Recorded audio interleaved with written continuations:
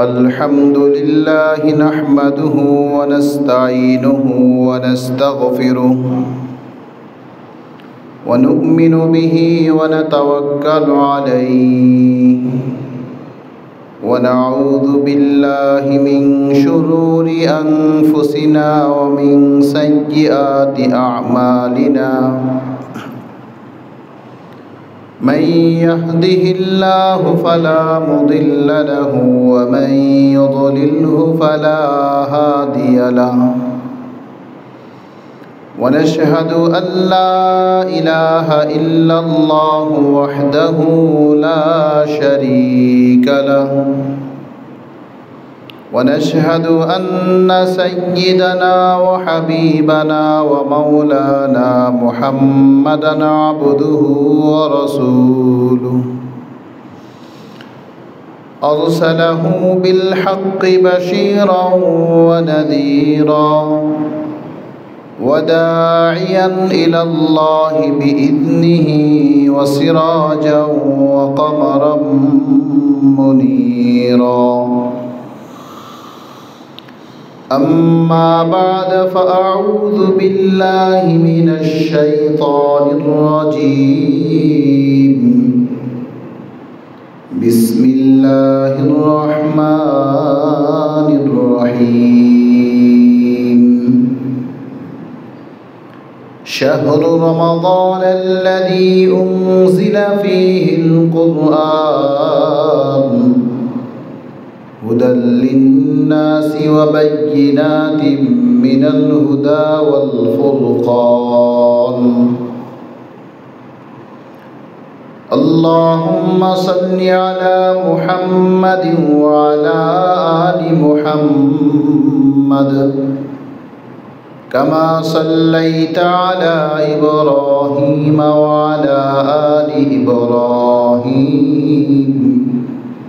إنك حميد مجيد اللهم بارك على محمد وعلى آل محمد كما باركت على إبراهيم وعلى آل إبراهيم إنك حميد مجيد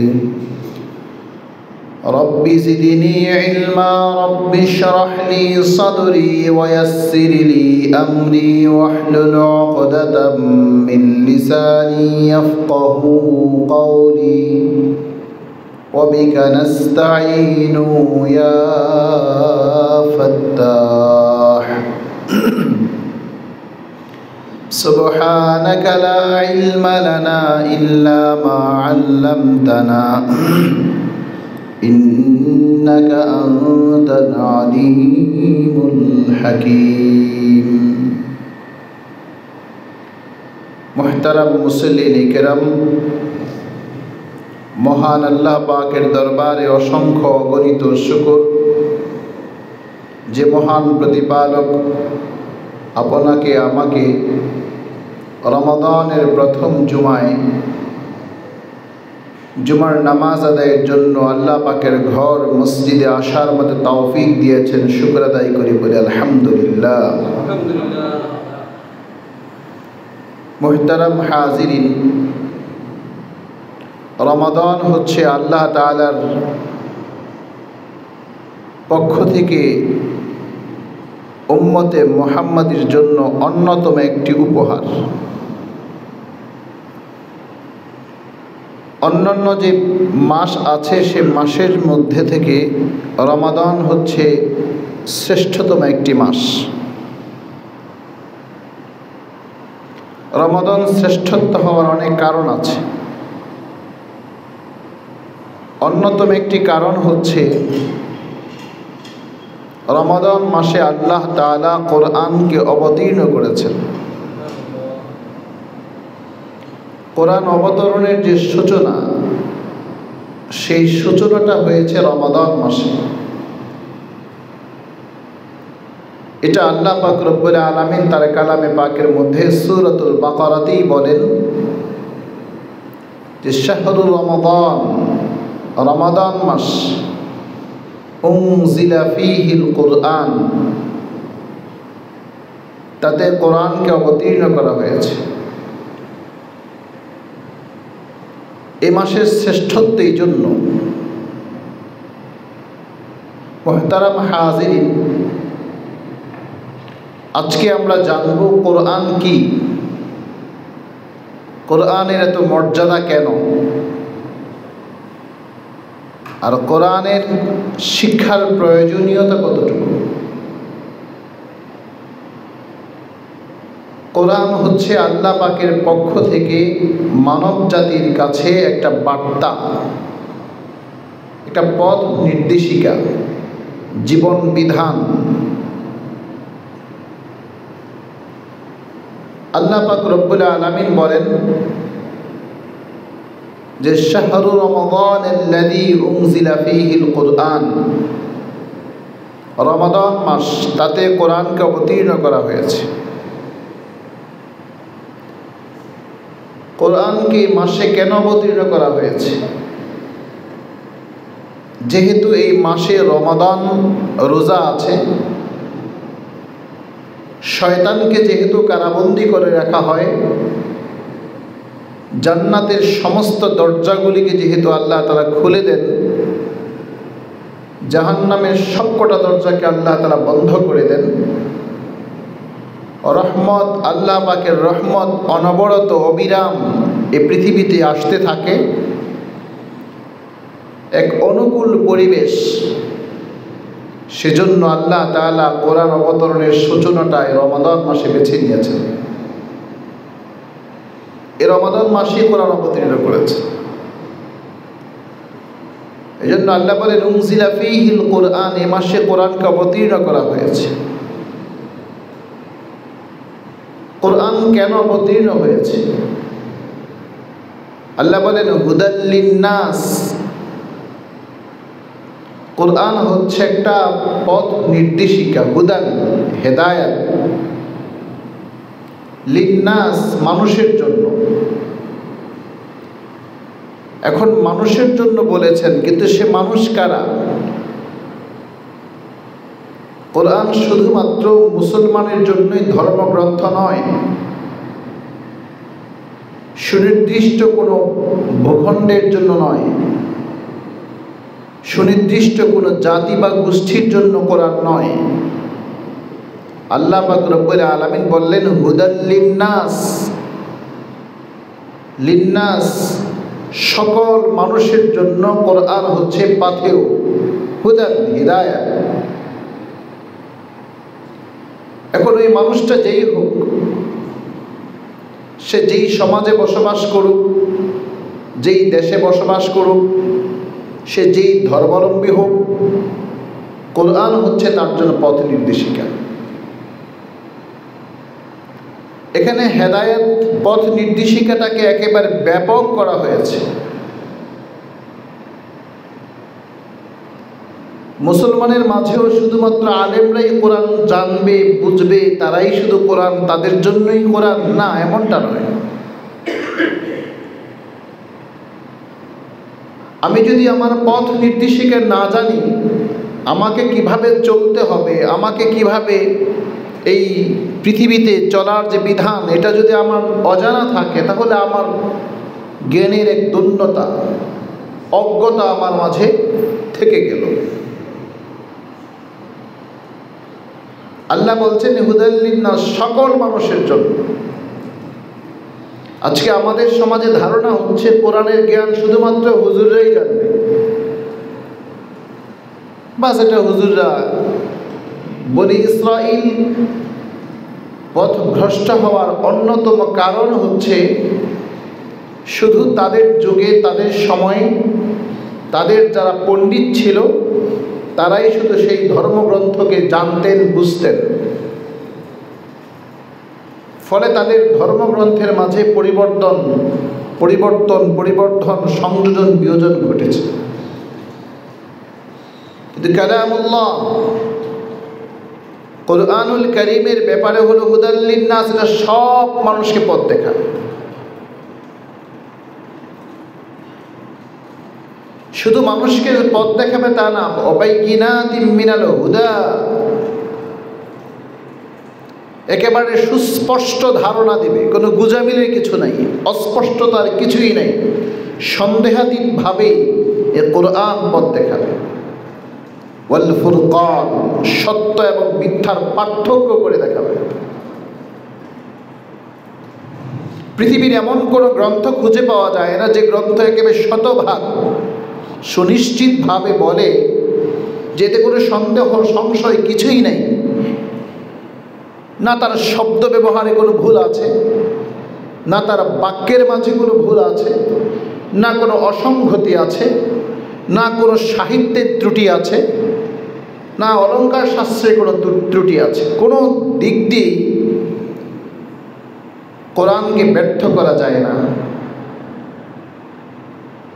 মানব জীবনের যতগুলো দিক হতে পারে, মানব জীবনের যত সমস্যার সংকট সামনে আসার শঙ্কা আছে, মানব জীবনের সম্ভাবনার যত দিক আছে, সব কিছু আল্লাহ তাআলা এই কালামে পাকের মধ্যে তিবিয়ানান, সব কিছু আল্লাহ তাআলা খুলে খুলে আলোচনা করে দিয়েছে।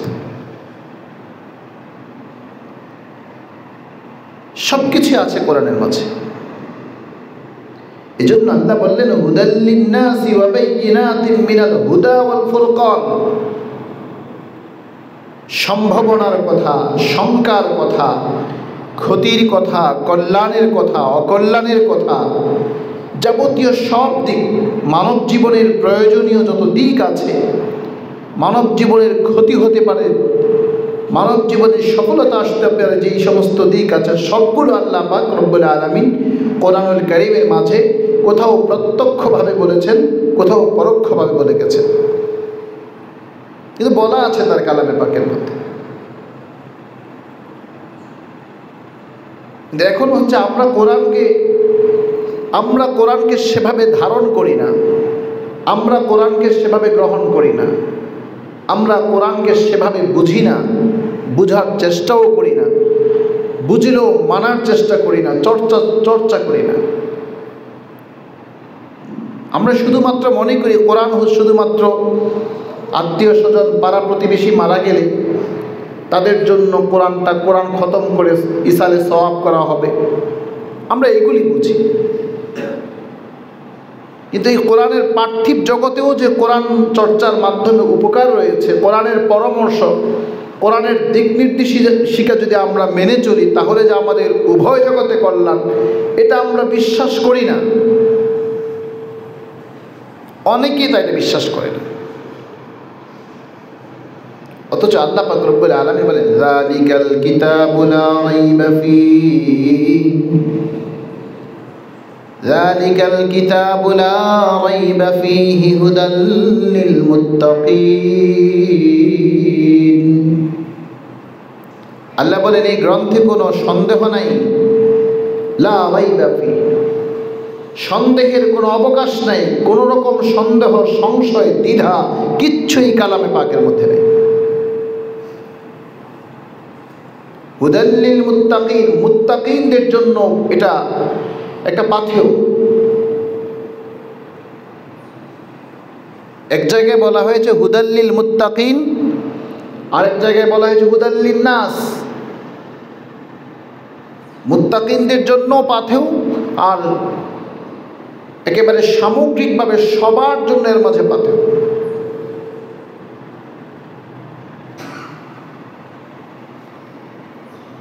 আমরা কোরআনের কোন জিনিসটা চাই? পারিবারিক জীবন, এটাও কোরআনে আছে। ব্যক্তিগত জীবন, এটাও কোরআনের মধ্যে আছে। সামাজিক জীবনের কথাও কোরআনের মাঝে আছে। রাষ্ট্রীয় জীবনের কথাও কোরআনের মাঝে আছে।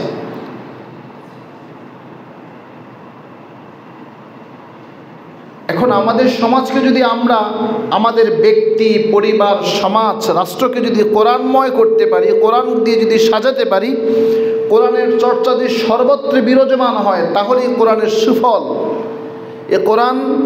কোরআনের যে সুফলটা সেটা আমরা অনুধাবন করতে পারবো, সেটা আমরা অনুভব করতে পারবো, তার সুফলটা আমরা পাবো। কিন্তু এদিকে তো আমরা আগাচ্ছি না। আল্লাহ পাক রব্বুল আলামিন বলেন, ওয়া মান ইয়াবতাগি গায়রাল ইসলামি দীনান ফালান ইউকবালা মিন ওয়া মান ইয়াবতাগি গায়রাল ইসলামি দীনা,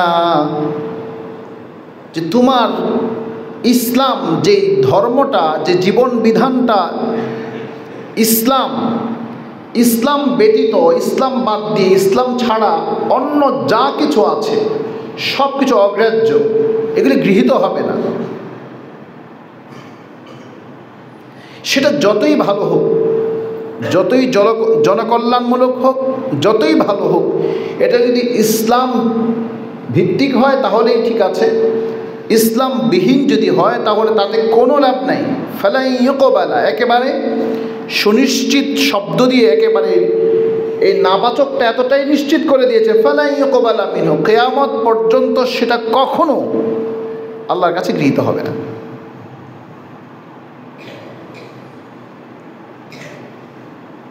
যে জিনিসটার মাঝে কোনো রকম সন্দেহ নাই, সেটা চর্চা করতে আমাদের সমস্যাটা কোথায়? আরবের মুহাম্মদ সাল্লাল্লাহু আলাইহি ওয়াসাল্লাম যখন আগমন ঘটেছে, যখন তিনি এই কোরআনের দাওয়াত, একত্ববাদের দাওয়াত আর কোরআনের কথা যখন মানুষের মাঝে ছড়াতে লাগলেন, দাওয়াত দিতে শুরু করলেন, তখন শুধুমাত্র তাদের পতন হবে, তাদের আধিপত্যের যে ভিত সেটা নড়বড়ে হয়ে যাবে, তাদের ক্ষমতা চলে যাবে, এই ভয়েই শুধু তারা মুহাম্মদ সাল্লাল্লাহু আলাইহি ওয়াসাল্লামের একত্ববাদের কথাকে তারা মানতে পারেনি। এটাই তাদের মধ্যে সবচেয়ে ভয় ছিল, শঙ্কা ছিল, যে মুহাম্মদ যা বলছে এগুলি তো আসলে একেবারে খুব খুব মারাত্মক বড় রকমের কথা। আমাদের পুরনো এই ঐতিহ্য, আমাদের হাতে নির্মিত এই পুরনো যে মূর্তিগুলো আমরা তৈরি করেছি, এটাকে কিভাবে নষ্ট করে, এগুলিকে কিভাবে বাদ দিয়ে আমরা একত্ববাদ, মুহাম্মদ যে একত্ববাদের কথা বলে, সে তো কারোর কাছে পড়াশোনা করে নাই, সে তো আমাদের মাঝেই ছিল, তার ওরকম অর্থও নাই, কিন্তু সে কি বলছে? তখন তারা রাসূল সাল্লাল্লাহু আলাইহি ওয়াসাল্লামকে বহু দিক থেকে বিভিন্নভাবে তারা আক্রমণ করতে শুরু করলো। কথার আক্রমণ, মানসিকভাবে রাসূল সাল্লাল্লাহু আলাইহি ওয়াসাল্লামকে একেবারে দুর্বল করে দেওয়া, যা যা করার সব তারা ষড়যন্ত্র শুরু করেছে। কিন্তু আল্লাহ পাক রব্বুল আলামিনের ইচ্ছা হলো যে আল্লাহ পাকের সিদ্ধান্ত হলো, ইন্না আরসালনাকা রাহমাতাল লিল আলামিন। আল্লাহ তাআলা বলেন, ওয়ামা আরসালনাকা ইল্লা রাহমাতাল লিল আলামিন। আল্লাহ বলেন, নবী আমার, আমি আপনাকে রহমত হিসেবে প্রেরণ করেছি। পৃথিবীতে আমি আপনাকে পাঠিয়েছি একটা লক্ষ্য এবং উদ্দেশ্য আছে, তা হলো আপনি জগৎবাসীর জন্য রহমত। মক্কার কাফেররা বলে, এ মুহাম্মদ তো বানিয়ে কথা বলে, মুহাম্মদ তো বানিয়ে কথা বলছে। আল্লাহ রাসূল বলেন, না না, আমি কোনো বানায় কথা বলি না, আমার কাছে কোনো স্বরচিত কোনো কথা নাই, আমি নিজ থেকে কোনো কথা বলার অধিকার আমার নাই। আমি যা বলি সব আল্লাহর পক্ষ থেকে, আল্লাহ যা নির্দেশ করেন সেটাই আমি বলি। আল্লাহ বললেন, ওয়ামা ইয়ানতিকু আনিল হাওয়া ইন হুয়া ইল্লা ওয়াহিয়ুহা। সে নিজে কোনো কথা বলতে পারে না, তার কোনো নিজস্ব স্বাধীনতা নাই, স্বরচিত কোনো কথা নাই। ইন হুয়া ইল্লা ওয়াহিয়ুহা, কেবল শুধুমাত্র আল্লাহ যা প্রত্যাদেশ করেন, আল্লাহ যা নির্দেশ করেন সেটাই সে বলে, ওটাই শুধু বলা যায়। কিন্তু মক্কার মুশরিকরা বলছে সে স্বরচিত কথা বলে। আল্লাহ পাক রব্বুল আলামিন বললেন, তোমরা যদি তোমাদের দাবিতে সত্যবাদী হও, ওয়া ইন কুনতুম ফি রাইবিম মিম্মা নাযালনা আলা আবদিনা ফাআতু বিসূরাতিন মিন মিথলি। তোমরা বলছ মুহাম্মদ স্বরচিত কথা বলে, এগুলি তার কবিতা, নিজে নিজে বানায়া বানায়া বলে। আল্লাহ বলেন, যদি তোমাদের দাবিতে তোমরা সঠিক হও, ওয়া ইন কুনতুম ফী রাইবিম মিম্মা নাযালনা আলা আবদিনা, আমি আমার বান্দার উপর যা প্রেরণ করি, যে বার্তা দেই, তার মাঝে তোমাদের যদি কোনো সন্দেহ থাকে, ফাআতু বিসূরাতিম মিন মিথলি, তাহলে এমন একটা সূরা তোমরা রচনা করে আমাকে দেখাও। আল্লাহ বলেন, তাহলে এমন একটা রচনা করে আমাকে দেখাও। ওয়াদউ শুহাদাআকুম, যদি তোমরা একজন না পারো তাহলে একটা কমিশন গঠন করো, তোমাদের মাঝে শিক্ষিত সাহিত্যিক যারা আছে, তোমরা বসে একটা এমন একটা অনুরূপ সূরা আমাকে দেখাও। ওয়াদউ শুহাদাআকুম মিন দুনিল্লাহ, আল্লাহ ছাড়া তোমরা এমন একটা কমিশন গঠন করে আমাকে একটা সূরা এনে দেখাও। ইন কুনতুম সাদিকিন, যদি তোমরা সত্যবাদী হও। আল্লাহ বললেন, যদি তোমরা পারো একটা দেখাও। তোমাদের এমন একটা গবেষণা, এমন একটা চিন্তা ভাবনা উপস্থাপন করো, যেটা দিয়ে তোমাদের গোটা পৃথিবীর সব মানুষকে একটা নিয়ম, একটা নীতি, একটা আদর্শ, একটা সুন্দর সমৃদ্ধির পথ দেখাতে পারো, নিয়ে আসো। এই কথাটা এখনো সূরাতুল বাকারাতে আল্লাহ তাআলা উল্লেখ করে রেখেছেন।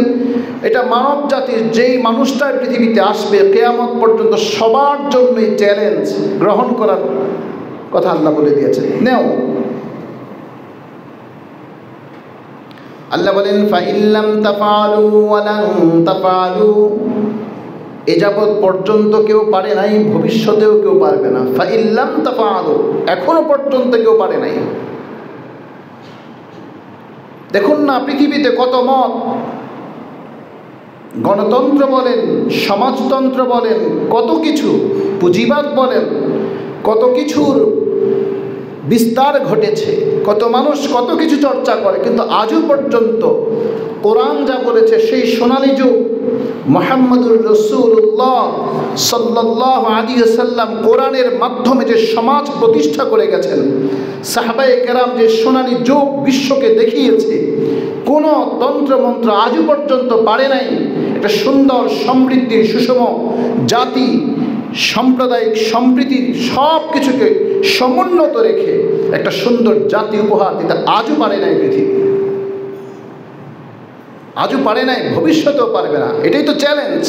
ওয়া ইন কুনতুম ফী রাইবিম মিম্মা নাযালনা আলা আবদিনা ফাআতু বিসূরাতিম মিন মিথলি। পৃথিবীর যে অর্থনৈতিক ব্যবস্থা, তা তো এমন অর্থনীতি ব্যবস্থা পৃথিবীতে এখন বিরাজমান, যেটা ধনীকে ধনী করে, গরিবকে আরো দারিদ্রতার দিকে ঠেলে দেয়।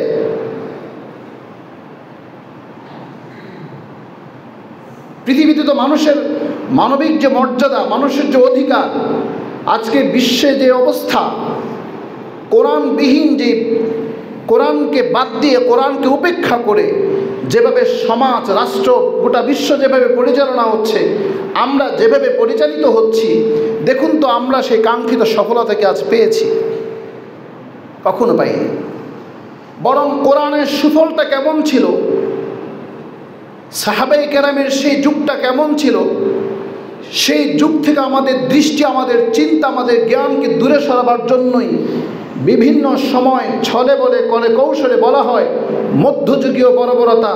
কিন্তু না মুহতারাম হাজির, মধ্যযুগ ছিল একটা সোনালী যুগ, মধ্যযুগ ছিল একটা বিজ্ঞানময় যুগ, মধ্যযুগ ছিল জাতি সঠিক এবং সহজ সঠিক পথেই জাতি পরিচালিত ছিল। কিন্তু আজ বিশ্ব ওই মধ্যযুগ থেকে আমাদের দৃষ্টিকে এজন্য তারা সরাতে চায়, কারণ মধ্যযুগের যে মুসলমানদের যে জয় জয়কার ছিল, মুসলমানদের যে বিজ্ঞানের চর্চা তাদের মধ্যে যতটা ছিল, সেই চিন্তা ভাবনা থেকে আমাদেরকে সরানোর উদ্দেশ্য হচ্ছে আমরা যেন সেই সঠিক পথে পরিচালিত হতে না পারি। কিন্তু কোরআন বলছে কথা, হুদাল লিন্নাস, কোরআন সবার জন্য অধিকারকে নিশ্চিত করে। অমুসলিমের অধিকার কি হবে সেটাও কোরআন নিশ্চিত করেছে। শিক্ষিত ব্যক্তির অধিকারটা কেমন হবে এটা নিশ্চিত করেছে। শ্বেতাঙ্গবাদী কিংবা কৃষ্ণাঙ্গবাদী পৃথিবীর যে প্রান্তে হোক, উদয়াচল কিংবা উস্তাচল, উত্তর মেরু কিংবা দক্ষিণ মেরু, যেখানেই সে বসবাস করুক না কেন, ওই মানুষটার অধিকার কেমন হবে, তার জীবনযাপন কেমন হবে, সব কিছু আল্লাহ পাক রব্বুল আলামিন তার কালামে পাকের মধ্যে বলে দিয়েছে। আল্লাহ এই জন্য হুদাল লিন্নাসি ওয়া বাইয়িনাতিন মিনাল হুদা ওয়াল ফুরকান, একেবারে সুস্পষ্টভাবে সত্য এবং মিথ্যাকে পার্থক্য করে আল্লাহ তাআলা বলে দিয়েছেন। এমন না যে সত্য মিথ্যা পার্থক্য করা যাবে না, একবার সুস্পষ্ট বলে দেওয়া হয়েছে।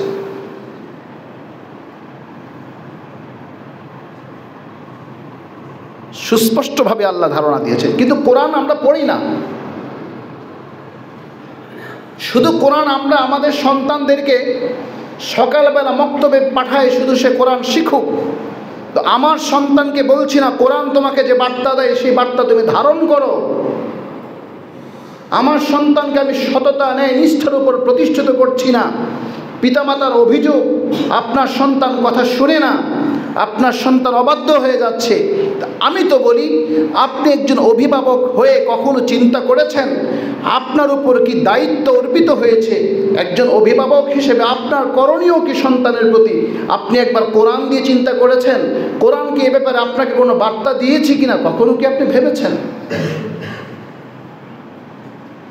অথচ কোরআন আপনাকে বলে সন্তান প্রতিপালনের কিছু নিয়ম আছে। সন্তান প্রতিপালনের কিছু নিয়ম আছে। কোরআন তো এই জন্য সুস্পষ্ট করে বলে দিয়েছে, ইন্নামা আমওয়ালুকুম ওয়া আওলাদুকুম ফিতনা, এই সম্পদ আর এই সন্তান তোমার জন্য বিপদের কারণ হয়ে দাঁড়াবে। আবার অন্য জায়গায় বলে আল মালু ওয়াল বানুনা জিনা, এই সন্তানের সম্পদ তোমার পৃথিবীতে শোভা হয়ে থাকবে।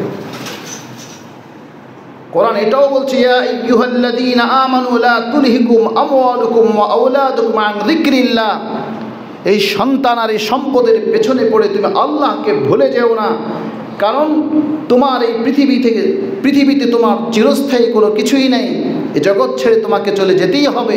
ওয়াল তানজুর নাফসুম মা কদ্দামাত লিগাদ, তুমি একটু দেখো আগামী দিনের অ্যাকাউন্টে তুমি কি জমা করছো। বড় জগতে তোমার চলার জন্য তুমি সেখানে কি আগে পাঠিয়েছো, একটু তুমি ভেবে দেখো। একটু দেখো তুমি চিন্তা করে, সেখানকার সময়টা তোমার কত উত্তম হতে পারে। অথবা তোমার কর্মফল যদি তোমার কর্ম যদি খারাপ হয়ে থাকে, তাহলে সেখানকার শাস্তিটা কত তীব্র এবং কঠিন হতে পারে। আমরা মুসলিম বলি, কিন্তু কোরআন দিয়ে আমাদের কোনো ভাবনা নেই।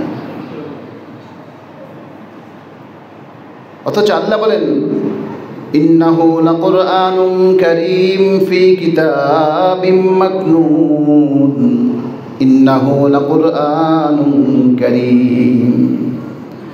আল্লাহ বলেন, বান্দা এটা হলো কোরআন। ইন্নাহু লাকুরআনুন কারীম, এ কোরআন যার মাঝে শুধু কল্যাণ আর কল্যাণ। কারীম শব্দের অর্থ কল্যাণ। যত রকমের কল্যাণ আছে সব এখানে আছে। যত ধরনের কল্যাণ আছে সব এখানে আছে।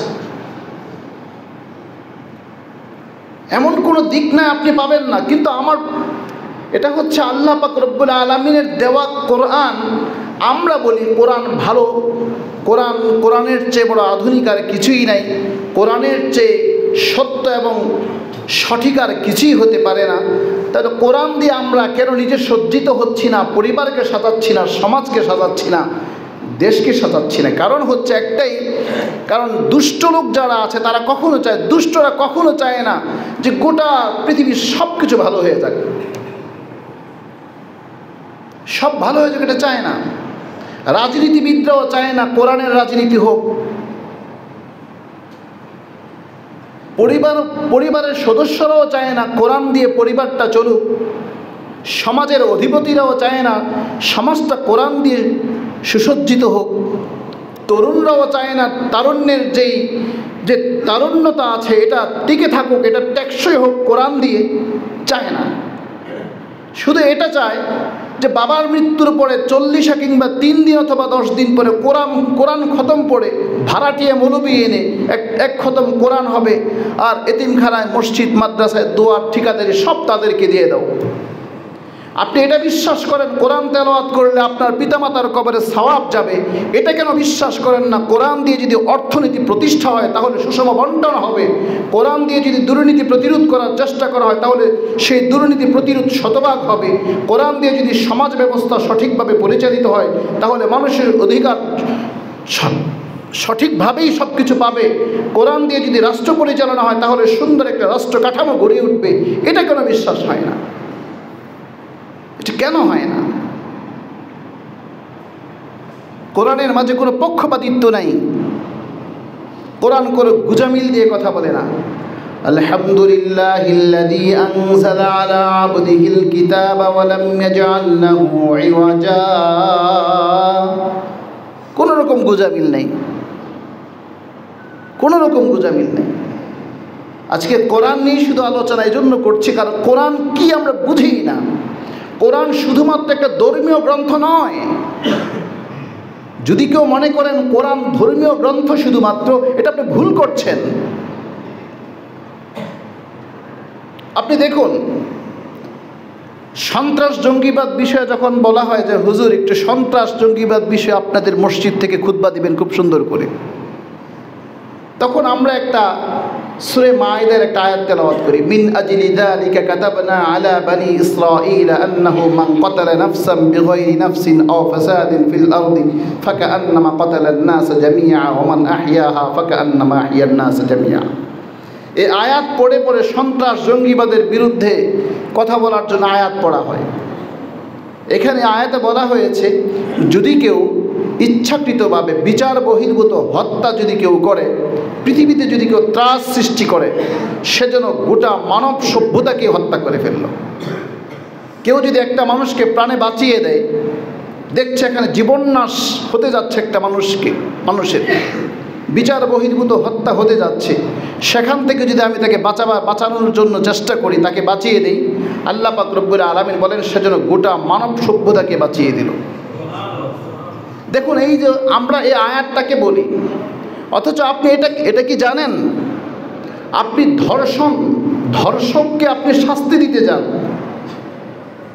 ধর্ষকের শাস্তি যাচ্ছেন, তাহলে এটা কেন করেন না?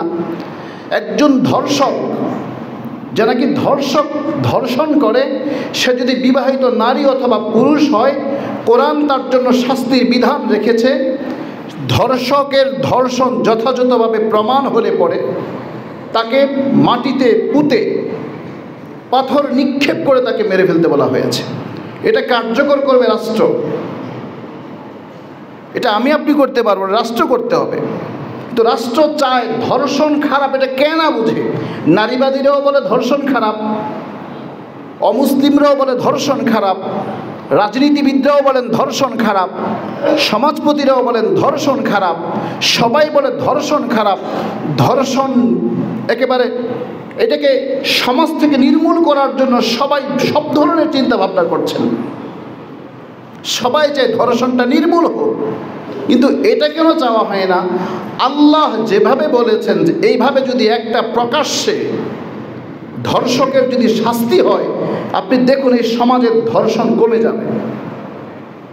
যে ধর্ষকের যে শাস্তি আমাদের আইনে লেখা আছে, আমাদের আইনে চলমান যে আইন, প্রচলিত যে আইনে যে ধর্ষকের যে সাজা লেখা আছে, এতে তো ধর্ষণ বন্ধ হচ্ছে না, ধর্ষণ নির্মূলের কোনো পন্থাই এখানে নাই।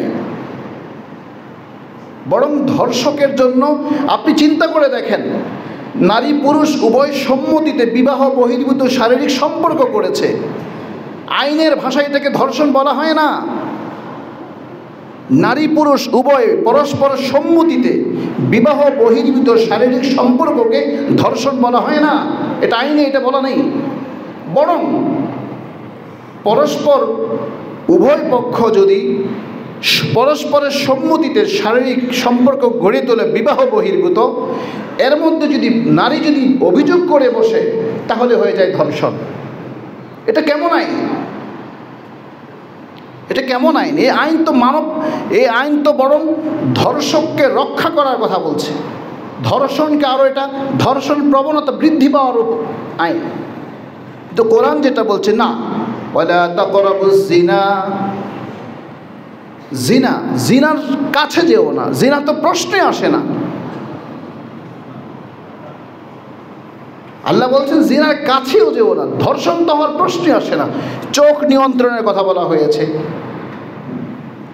চোখ নিয়ন্ত্রণের কথা বলা হয়েছে, নিজের কামনা বাসনাকে নিয়ন্ত্রণের কথা বলা হয়েছে। এটা হচ্ছে কোরআন।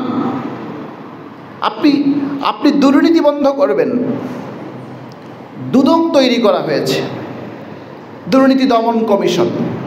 আচ্ছা, দুদক সে যত আইন করুক না কেন, আপনি দেখেন দুদকের যত আইন আছে, সর্বোচ্চ শাস্তি কি? সর্বোচ্চ শাস্তি হচ্ছে তার সম্পদটা রাষ্ট্রের আয়ত্তে নিয়ে আসা আর তাকে কয়েক বছরের জেল দেওয়া। এটা কোনো দৃষ্টান্তমূলক সাজা না, এটা কোনো দৃষ্টান্তমূলক সাজা না। ক্ষমতার পরিবর্তনে দেখেন না সব কিছু মামলা উইথড্র করে নেওয়া হয়, সব উইথড্র করে নেওয়া হয়। শুধু পট পরিবর্তনের কারণে সব একেবারে ক্লোজ করে ফেলা হয় না, ডিসমিস, সব শেষ। কিন্তু কোরআন কি বলছে?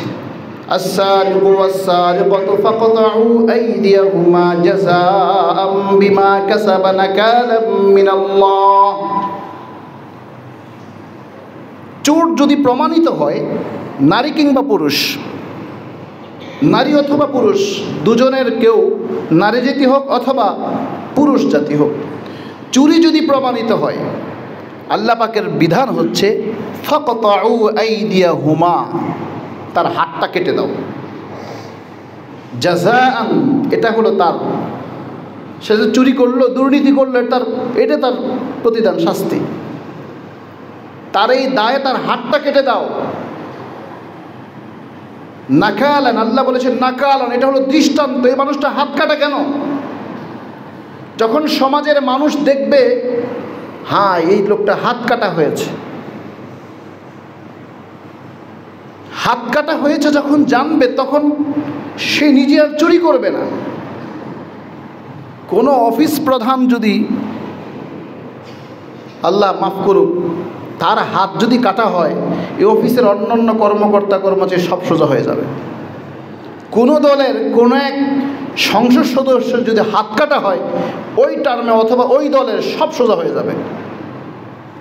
এটা দুর্নীতিকে ঘৃণা করে সবাই, পৃথিবীর সব দেশের মানুষ, সকল ধর্মের মানুষ, সকল দলের মানুষ দুর্নীতিকে ঘৃণা করে মনে প্রাণে। কিন্তু সে কোরআনের শাস্তিটা চায় না কেন? কারণ একটাই, কারণ জানে যে চুরি তো আমরাও করি, চুরি তো আমরাও করি। এজন্য কোরআন হচ্ছে এমন একটা কিতাব, যেই কিতাবের মাঝে মানব জীবনের সব কিছু আছে। আপনি জাকাতের কথা বলবেন, কোরআনের একটা আকিমুস সালাত ওয়া আতুজ যাকাত। জাকাতের বিধান হচ্ছে, এটা সামনে আলোচনা আসবে, শুধু আমি একটু ধারণা দিয়ে যাচ্ছি। জাকাত কি? জাকাত হচ্ছে দারিদ্র্য বিমোচনের একটা এর চাইতে উত্তম কোনো পন্থা বা পদ্ধতি আজও পৃথিবী স্থাপন করতে পারে নাই। ইয়ামহাকুল্লাহুর রিবা ওয়া ইউরবিস সাদাকাত, আল্লাহ তাআলা সুদকে হারাম করে দিয়েছেন, আর সাদাকাকে আল্লাহ তাআলা বলছে ইয়ামহাকুল্লাহুর রিবা ওয়া ইউরবিস সাদাকাত, সাদাকাতকে বৃদ্ধি করে দিয়েছেন।